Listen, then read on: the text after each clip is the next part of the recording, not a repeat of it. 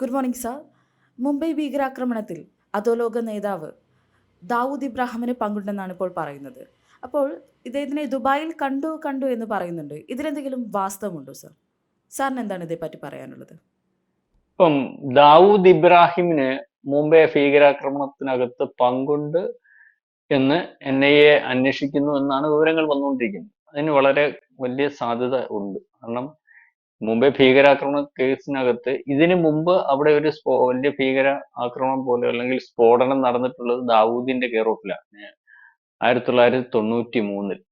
അതിനുശേഷമാണ് ദാവൂദ് ഇബ്രാഹിം എന്ന് പറയുന്ന അധോലോക നായകൻ ഈ പറയുന്ന ഡി കമ്പനി എന്ന് പറയുന്ന അയാൾ നാട് വിടുന്നത്. അതായത് ഇന്ത്യയിൽ നിന്ന് അയാൾക്ക് പാകിസ്ഥാനിലേക്ക് പോകേണ്ടി വരികയും നാളിതുവരെ അയാളെ വിട്ടുകിട്ടുക, അയാൾ പാകിസ്ഥാനിൽ ഉണ്ട് എന്ന് പാകിസ്ഥാൻ സമ്മതിച്ചു തരികയും ചെയ്യാത്ത ഒരു കൊടും കുറ്റവാളിയാണ്. അപ്പൊ നമ്മളുടെ ടോക്കിനകത്ത് ദാവൂദ് ഇപ്പൊ ഇല്ല എന്ന് പറഞ്ഞപ്പോ നമ്മളെ വളരെ വലിയ പ്രേക്ഷകരെല്ലാം കൂടെ ഒന്ന് അസത്യം പ്രചരിപ്പിക്കുന്ന ദാവൂദ് ഇബ്രാഹിം എന്ന് പറയുന്ന ആളിനെ ഇന്ത്യക്ക് ഇപ്പോഴത്തെ സംവിധാനം ഉപയോഗിച്ച് തിരിച്ചു കൊണ്ടുവരാൻ സാധിച്ചാൽ, ഒരുപക്ഷെ ജീവനെ പിടിക്കാൻ സാധിച്ചാലൊക്കെ വളരെ വലിയ കാര്യങ്ങൾ ചുരുളഴിയുന്നത് കൊണ്ട് ദാവൂദ് ഇബ്രാഹിമിനെ ഈ അജ്ഞാതന്മാർ വെടിവെച്ച് കൊല്ലുന്ന ഒരവസ്ഥ വന്നപ്പോൾ പാകിസ്ഥാൻ തന്നെ അയാളെ താമസിപ്പിച്ചത് തന്നെ പട്ടാള ക്യാമ്പിലൊക്കെയാണ്. അദ്ദേഹത്തെ അവിടുന്ന് വധിച്ചു എന്നുള്ള വിവരം, അനൗദ്യോഗിക വിവരമൊക്കെ അന്ന് വന്നിട്ടുള്ളതാണ്. അയാളെ ജീവനോടെ ഉള്ളത് രാജ്യത്തിന് ഒരു ത്രെട്ടാണ്. കാരണം വലിയൊരു തെളിവാണല്ലോ ദാവൂദ് ഇബ്രാഹിം എന്ന് പറയുന്നത്. പിന്നെ അയാള് വളരെ കാലം ഈ പറയുന്ന ദുബായിൽ ഉണ്ടായിരുന്നു എന്നുള്ള ഒരു അഭ്യൂഹം ഉണ്ടായിരുന്നല്ലോ, ദുബായിൽ അദ്ദേഹത്തെ സംരക്ഷിക്കുന്നു എന്നൊക്കെ. ഏതായാലും അദ്ദേഹത്തെ ഈ പറയുന്ന ബോംബെ സ്ഫോടനം അല്ലെങ്കിൽ ഭീകരാക്രമണത്തിന് ഒരു മാസം മുമ്പ് ഈ ദുബായിൽ വളരെ വലിയ വലിപ്പത്തിൽ ഒരു മീറ്റിംഗ് നടന്നിട്ടുണ്ട്. അതിനകത്ത് ഒരു വ്യക്തി മാത്രമൊന്നുമല്ല, ഇതിനകത്ത് പല ആൾക്കാരുമായിട്ട് കൂടിയാലോചന. അതായത് ലഷ്കർ തൊയ്ബെ എന്ന് പറയുന്ന ഭീകര സംഘടനയാണല്ലോ ഇതിനെ നിയോഗിച്ചിരുന്നത്. നമ്മൾ വിചാരിക്കുന്ന പോലെ അല്ല കേരളത്തിൽ ഇതിന്റെ പ്രവർത്തനം നടന്നുകൊണ്ടിരുന്നതെന്നാണ് ഇപ്പൊ വരുന്ന റിപ്പോർട്ടുകൾ. അതായത് ഈ ബോംബെ ഭീകരാക്രമണ കേസിന് ആ സമയത്ത് വന്ന് റാണ ഒരു റിക്രൂട്ട്മെന്റ് നടത്തി, അല്ലെങ്കിൽ ഇവിടുന്ന് ആദ്യമേ തുടങ്ങുന്ന ഒരു അവസ്ഥയല്ല.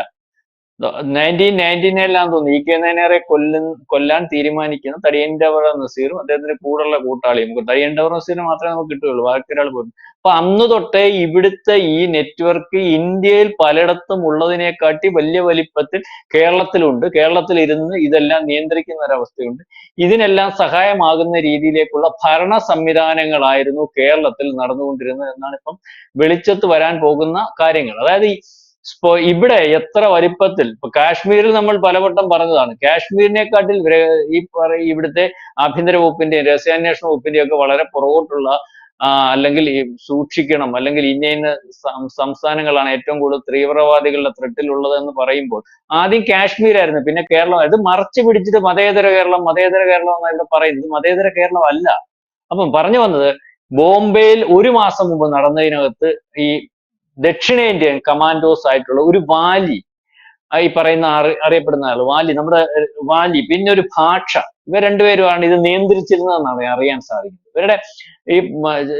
ഇവരുടെ യഥാർത്ഥ പേര് ഇങ്ങനെയല്ല. അപ്പം ഇവർ ഇപ്പം ഈ പാകിസ്ഥാനിൽ തന്നെയുണ്ട്, പാകിസ്ഥാനിൽ കേന്ദ്രീകരിച്ച് നിൽക്കുന്നത്. നമ്മുടെ അജ്ഞാതന്മാർ പോലും ഈ പറയുന്ന രണ്ടുപേരെ തിരഞ്ഞാൽ കിട്ടാത്ത രീതിയിൽ, അതായത് നമ്മൾ ഈ അജ്ഞാതന്മാർക്ക് ആരാണ് വാലി ആരാണ് ഭാഷ, അവരുടെ യഥാർത്ഥ ഫോട്ടോസ് അല്ലെങ്കിൽ അവരുടെ ഈ കാര്യങ്ങൾ അറിയാം. പക്ഷെ ഇപ്പൊ അവർ നടക്കുന്നത് പോലും ആ മുഖച്ഛായയിലോ ആ രീതിയിലോ ഉദ്ദേശിക്കുന്ന കാര്യത്തിലോ അത്രയ്ക്ക് നമ്മളുടെ രഹസ്യാന്വേഷണ സംവിധാനത്തിന് ബോംബെ ഭീകരാക്രമണ കേസിൽ പലരെയും നമ്മൾ കൈകാര്യം ചെയ്തിട്ടുള്ളപ്പോഴും ഇപ്പൊ ഈ റാണ എവിടെ റാണ കസ്റ്റഡിയിൽ ഉണ്ടായിരുന്നു, കൊണ്ടുവന്നപ്പോഴും ഈ രണ്ടു പേർ ദക്ഷിണേന്ത്യയിൽ വളരെ കാലം കൊണ്ട് കാര്യങ്ങൾ ക്രോഡീകരിക്കുന്ന, അല്ലെങ്കിൽ ഒരുപക്ഷെ മുംബൈ ഭീകരാക്രമണത്തിന് മുമ്പും അതിനുശേഷവും ഒരുപക്ഷെ ഇപ്പോഴും കാര്യങ്ങൾ നടത്തിക്കൊണ്ടിരിക്കുന്ന ആൾക്കാരാണ് ഈ വാലി ഭാഷ എന്ന് പറയുന്നത്. അപ്പം ഈ വലിയൊരു ഭീകരാക്രമണം ബോംബെയിൽ നടന്നിട്ട് അതിന്റെ ശരിയായിട്ടുള്ള അന്വേഷണം ഇപ്പോൾ ഏറ്റവും അവസാനം വന്നുകൊണ്ടിരിക്കുന്നത് ഇവിടെ കേരളത്തിലാണ്.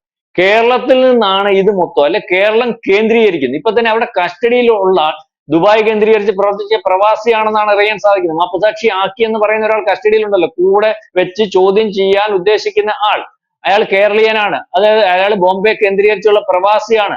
അതുപോലെ തന്നെ ഇവിടുന്ന് ബന്ധപ്പെട്ട 13 പേർ, അതിൽ ഇവിടെ അതും ഏതാണ്ട് മുക്കാലോളം കേരളീയ അല്ലെങ്കിൽ മലയാളികളാണ്, കേരളീയല്ല മലയാളികളാണ്. അപ്പം ഇതിന് ശേഷം 1 മാസം മുമ്പ് ഞാൻ മുമ്പേ പറഞ്ഞതുപോലെ അവിടെ ഒരു മീറ്റിംഗ് നടന്നതിനകത്ത് വിശാലമായിട്ടുള്ള ആൾക്കാർ, ഇതിനകത്ത് പങ്കെടുക്കേണ്ട ആൾക്കാർ, കോർഡിനേറ്റ് ചെയ്യേണ്ട ആൾക്കാർ എല്ലാം ഉണ്ടായിരുന്നു. അതിനകത്ത് ഒരു പക്ഷേ നമ്മുടെ ഇപ്പൊ ഇവിടെ കസ്റ്റഡിയിലിരിക്കുന്ന പ്രവാസിയായിട്ടുള്ള മലയാളി ഒക്കെ ഉണ്ടാവാം, കൊച്ചിക്കാരൻ ഉണ്ടാവാം. അയാളെ പക്ഷേ മാപ്പുസാക്ഷിയാക്കുമെന്നാ പറയുന്നത്.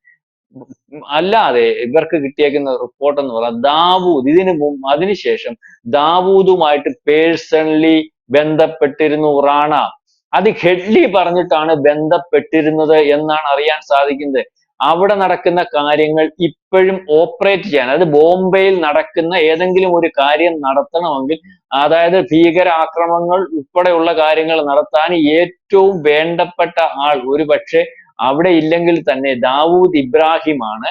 അദ്ദേഹത്തെ ബന്ധപ്പെട്ട് അദ്ദേഹത്തിന്റെ നിർദ്ദേശം അനുസരിച്ച് കാര്യങ്ങൾ ഓപ്പറേറ്റ് ചെയ്യാമെങ്കിൽ നിങ്ങൾക്ക് അവിടെ കാര്യങ്ങൾ ഓപ്പറേറ്റ് ചെയ്യുന്നതിന് എളുപ്പമായിരിക്കും. അല്ലെങ്കിൽ അവിടെ കാര്യങ്ങൾ ഓപ്പറേറ്റ് ചെയ്യുന്നതിന് ഗ്രാസ് റൂട്ട് ലെവൽ വരെ ആൾക്കാരെ സപ്ലൈ ചെയ്യുന്നതിന് സാധ്യമാക്കുന്ന ആളാണ് ദാവൂദ് ഇബ്രാഹിം. ആ ദാവൂദ് ഇബ്രാഹിമിന് അവിടെ ഉള്ള അതുപോലെ രാഷ്ട്രീയം, നേതാക്കന്മാരുമായിട്ടുള്ള ബന്ധം ഇപ്പോഴും അവിടെ ഇല്ലെങ്കിലും വലിയ വലിപ്പത്തിലുണ്ട് എന്നുള്ള രീതിയിലുള്ള നിർദ്ദേശം കിട്ടിയതിന്റെ അടിസ്ഥാനത്തിൽ ആണ് എല്ലാ പ്ലാനിങ്ങും നടത്തുമ്പോൾ ഏറ്റവും അവസാനം അത് ഏറ്റവും പൂർണ്ണമായിട്ട് അല്ലെങ്കിൽ ഏറ്റവും നല്ല രീതിയിൽ നടത്തുന്നതിന് വേണ്ടിയാണ് ഒരു പക്ഷേ ദാവൂദ് ഇബ്രാഹിമിനെ റാണ കണ്ടിരിക്കുന്നത്. അല്ലെങ്കിൽ ഇതിന്റെയും ഓപ്പറേഷൻ 1993 ഏതാണ്ട് 200ഓളം പേർ മരിക്കാനിടയാക്കിയ കലാപം നടത്തിയിട്ട് ബോംബെയിൽ നിന്ന് മുങ്ങിയ ദാവൂദ് ഇബ്രാഹിം തന്നെയാണ് 2008 കലാപം നടത്തുന്നതിന് വേണ്ടി സഹായം ചെയ്തു കൊടുത്ത പ്രമുഖ വ്യക്തികൾ ഒരാൾ എന്ന് പറയുന്ന ആൾ. അയാൾ ഇന്ത്യക്കാരനാണ്, ഇന്ത്യയിൽ ഇല്ല എന്നുള്ളത്. അപ്പൊ അതാണ് ഇപ്പം വന്നുകൊണ്ടിരിക്കുന്നത്. അപ്പം ഇവിടുത്തെ രാഷ്ട്രീയക്കാരുമായിട്ട് ബന്ധം, അല്ലെങ്കിൽ പ്രത്യേകിച്ച് മുംബൈയിലെ രാഷ്ട്രീയക്കാരുമായിട്ട് ബന്ധം, ഡി കമ്പനിയുമായിട്ട് ബന്ധം, ആ ദാവൂദ് ഇബ്രാഹിമിന്റെ കമ്പനിയുമായിട്ട്, അല്ലെങ്കിൽ അദ്ദേഹം ഇവിടെ നിൽക്കുമ്പോഴും അതിനുശേഷവും ഈ ബന്ധപ്പെട്ടുകൊണ്ടിരിക്കുന്ന പ്രമുഖമായിട്ടുള്ള മഹാരാഷ്ട്ര, ഇന്ത്യയിലുടനീളമുണ്ട്, മഹാരാഷ്ട്രയിലെ നേതാക്കന്മാരുണ്ട്. ഇപ്പം നിങ്ങൾക്ക് തന്നെ അദ്ദേഹത്തിന്റെ മുഗൾ MP ആണ്, അല്ലെങ്കിൽ അദ്ദേഹത്തിന് ഇപ്പം അവിടുത്തെ ഏറ്റവും വലിയ പ്രധാനപ്പെട്ട ഒരു പാർട്ടിയുടെ നേതാവായിരുന്നു. അദ്ദേഹത്തിന്റെ അനന്തരവൻ ആ പാർട്ടി പിളർത്തി ഇപ്പൊ രണ്ടായിട്ട് നിൽക്കുന്ന അതായത് 2 പാർട്ടിയായിട്ട് നിൽക്കുന്ന ബോംബെയിലെ ഏറ്റവും ശിവസേന കഴിഞ്ഞാൽ ഏറ്റവും വലിയ വലിപ്പത്തിൽ ബോംബെ നിയന്ത്രിച്ചുകൊണ്ടിരുന്ന, എപ്പം നോക്കിയാൽ 10-9 MP ഉണ്ടാകുന്ന, നേരത്തെ കോൺഗ്രസിൽ ഉണ്ടായിരുന്ന, പ്രധാനമന്ത്രി ആവണമെന്ന് പറഞ്ഞിട്ട് കോൺഗ്രസിൽ നിന്ന് വിട്ടുപോയിട്ട് ഇപ്പോഴും അതികായകൻ അല്ലെങ്കിൽ ഒരു ചാണക്യൻ എന്നൊക്കെ വിശേഷിപ്പിക്കുന്ന ആൾ, അദ്ദേഹം ഏറ്റവും വേണ്ടപ്പെട്ടവനായിരുന്നാണ് പറയുന്നത്. അദ്ദേഹത്തിനകത്ത് വലിയ പങ്കുണ്ടെന്നാണ് അന്നോട്ടെ ആക്ഷേപം. ഇതിനുശേഷം ഈ ദാവൂദ് ഇബ്രാഹിമിനെ വധിക്കുന്നതിന് വേണ്ടി എല്ലാ കാര്യങ്ങളും ഒരുക്കി. ഇപ്പോഴത്തെ അജ്ഞാതന്റെ കൂട്ട് ഒരുക്കി നമ്മളുടെ കമാൻഡോസ് അതിന് നിലയുറപ്പിച്ച് ദാവൂദ് വരുന്നതിന് 10 മിനിറ്റ് മുമ്പ് ആ ഓപ്പറേഷൻ, അങ്ങനെ ഓപ്പറേഷന്റെ എല്ലാ കാര്യങ്ങളും ഓക്കെ, അല്ലെങ്കിൽ അതിന്റെ കമാൻഡ് ഇങ്ങോട്ട് എല്ലാം ശരിയാ ഓക്കെ ആണെന്ന് പറഞ്ഞ് കമാൻഡ് കൊടുത്തപ്പോൾ ആ ഓപ്പറേഷൻ ഇപ്പം നടത്തണ്ട എന്ന്, അല്ലെങ്കിൽ നിർത്തിവെച്ചതായിട്ടുള്ള ഒരു കഥ നമ്മൾ പണ്ട് കേൾക്കുന്നുണ്ടായിരുന്നു. അതിനകത്ത് അത് നിർത്തിവെക്കണം എന്ന് അന്ന് പറഞ്ഞ നേതാവ് ഞാൻ ഈ മുമ്പേ സൂചിപ്പിച്ച നേതാവാണ്, മഹാരാഷ്ട്രയിലെ നേതാവാണ്. അപ്പം ഇതേ രീതിയിലായിരുന്നു അവിടുത്തെ രാഷ്ട്രീയ ബന്ധം. ഇതുപോലെയുള്ള അധോലോക നായകന്മാരുമായിട്ടുള്ള രാഷ്ട്രീയ ബന്ധം, അവർ കൊടുക്കുന്ന സമ്പത്തിന്റെ പുറത്ത് ഇന്ത്യ മഹാരാജ്യത്തെ ഇതുപോലെ എന്തിനും വലിച്ചു കീറാൻ ഇട്ടുകൊടുക്കുന്ന മാനസികാവസ്ഥയുള്ള രാഷ്ട്രീയക്കാർ അത് ഈ പറഞ്ഞതുപോലെ കോൺഗ്രസിലും മറ്റ് പല പ്രാദേശിക പാർട്ടികളുമുണ്ട്. ഇതൊക്കെ ഓപ്പറേറ്റ് ചെയ്യുന്നതിന് ഇവരെന്തൊക്കെ ഇവിടെ ചെയ്തിരുന്നു, ഈ കേസിന്റെ അന്വേഷണത്തിൽ ഇവർ എന്താണ് ഇത്ര നിസ്സംഗത വരുത്തിയത്, ഒരു പക്ഷേ ഒരാൾ ഒരു അവിടുന്ന് വന്ന ഒരു ഭീകരൻ, വെടിവെക്കാൻ നിന്ന ഒരു ഭീകരനെ മാത്രം തൂക്കിക്കൊന്നു, വേറെ ആരെങ്കിലും ശിക്ഷിച്ചിട്ടുണ്ടോ നമ്മൾ പരിശോധിക്കുമ്പോൾ? ഇപ്പൊ റാണ ഇവിടെ വന്നു, ബോംബെ ഭീകരാക്രമണ കേസ് പരിശോധിക്കുമ്പോൾ റാണ ഇവിടെ വന്നു.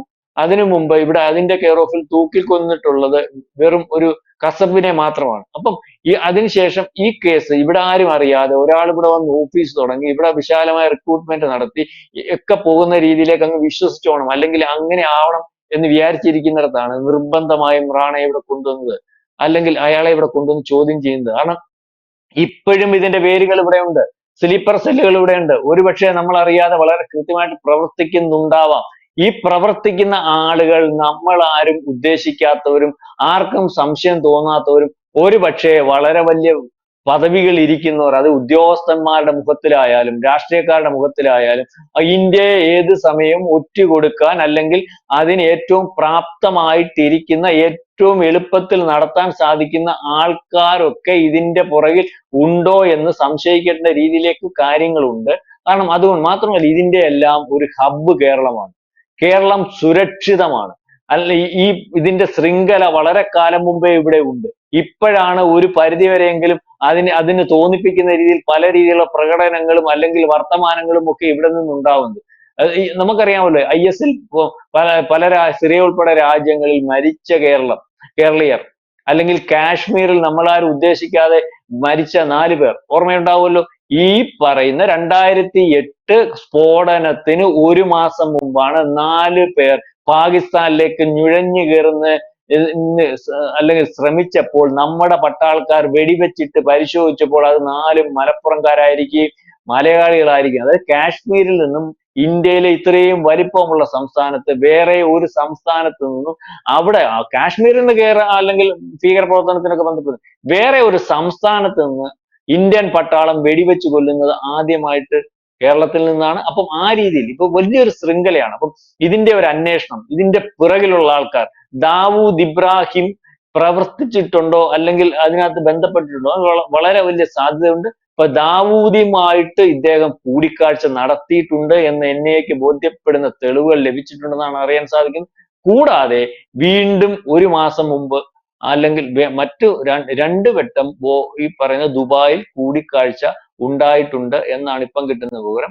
ദാവൂദ് ഇബ്രാഹിമിന്റെ നിയന്ത്രണത്തിൽ അല്ലെങ്കിൽ അദ്ദേഹത്തിന്റെ നിർദ്ദേശപ്രകാരമാണ് അവിടെ ഈസി ആയിട്ട് പലയിടത്തും കടന്നു കയറുന്നതിനും അവരെ കൊണ്ടെത്തിക്കുന്നതിനും താജ് ഹോട്ടലിലായാലും അല്ലെങ്കിൽ മർമ്മപ്രധാനമായ കേന്ദ്രങ്ങൾ ആൾക്കാരെ എത്തിക്കുന്നതിന് വരെ ഇത്രയും കൃത്യമായിട്ട് സാധിച്ചത്. ഇതുപോലെ അവിടെ എന്തും സാധ്യമാകുന്ന ദാവൂദിനെ പോലെ ഉള്ളവർ ഇതിന്റെ പുറകിൽ 93-ന് ശേഷം 2008-ലും ഉണ്ടായിരുന്നു എന്നാണ് ഇപ്പം അറിയാൻ അല്ലെങ്കിൽ നമ്മൾക്ക് കിട്ടുന്ന വിവരം.